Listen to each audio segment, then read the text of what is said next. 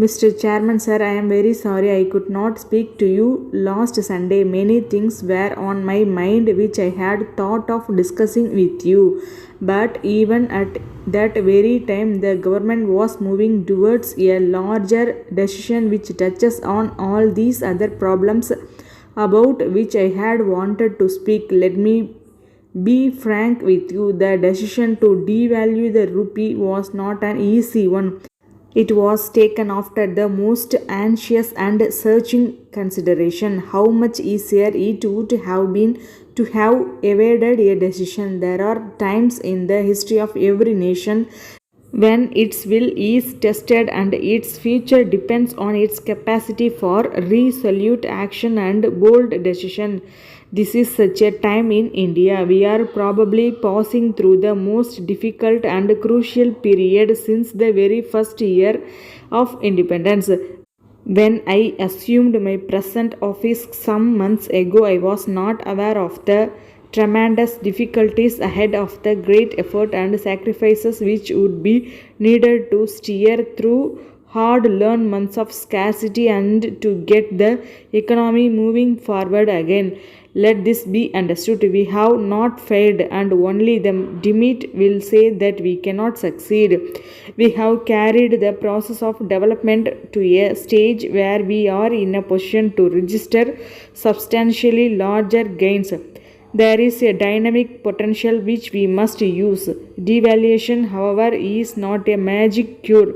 It does offer an intermediate corrective to some of the deteriorations which had crept into the economy. The increasing disparity between India and international prices was one such element. The price line must, of course, be held if the gains of devaluation are not to be neutralized. There must also be a whole series of other supporting action along a broad front.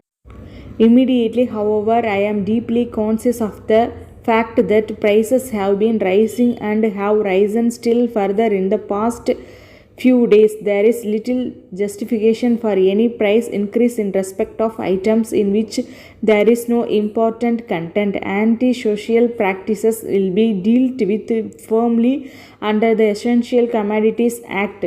Government will not hesitate to take additional legislative powers if necessary. I do appeal to all citizens as consumers and as producers to resist any unwarranted price increases. I have already received assurance from a number of responsible manufacturers that they will maintain the prices of their products. We are taking steps to ensure that everyone is able to procure essential supplies such as food, vegetable oils, and kerosene at reasonable rates. The opening of consumer stores and fair price shops is being accelerated. A control room is being organized to get reports on prices and availability of essential articles all over the country. This will facilitate prompt remedial action to deal with profiteering and local shortages. We are once again examining economic expenditure. We cannot afford deficit financing. Agriculture constitutes the very foundation of the economy. We cannot falter or fail here. I shall shortly address the chief ministers on the economic and financial discipline which the states must observe. I propose to consult with labor and management on how we can jointly increase productivity and cut costs. Discussions are in progress with the chairman of various export promotion council to formulate a plan of action on this export front.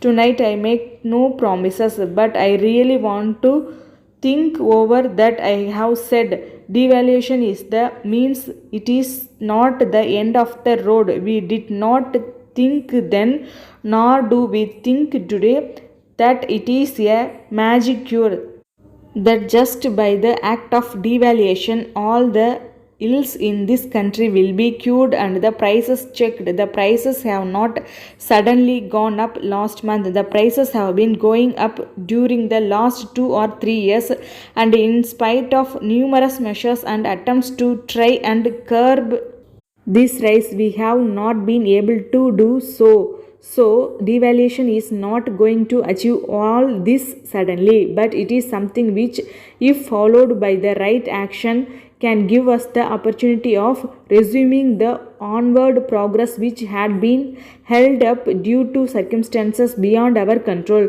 One matter which has naturally aroused the concern of the House and of the government too is the increase in prices of essential commodities. As I said, this is not something that has suddenly come into being after devaluation. It is an old process and it has been getting out of hand even before. Devaluation by itself is not solely responsible for any increase in prices which may have taken place later. It expect, of course, in the case of imported goods we have to deal with this matter. We have started various shops. I fully realize that they are not adequate. For greater measures will have to be taken, and such stores will have to be opened not only in the urban areas but in the rural areas as well. We cannot in this matter neglect the rural areas which need more help. Hoarders and antisocial elements have been prosecuted not only in Delhi or Punjab, which have received a certain amount of publicity, but in some other states also, although this has not been published. But I agree that perhaps all that could be done has not been done. We are not perfect. We attempt to do something. We do not always succeed, nor can we always succeed.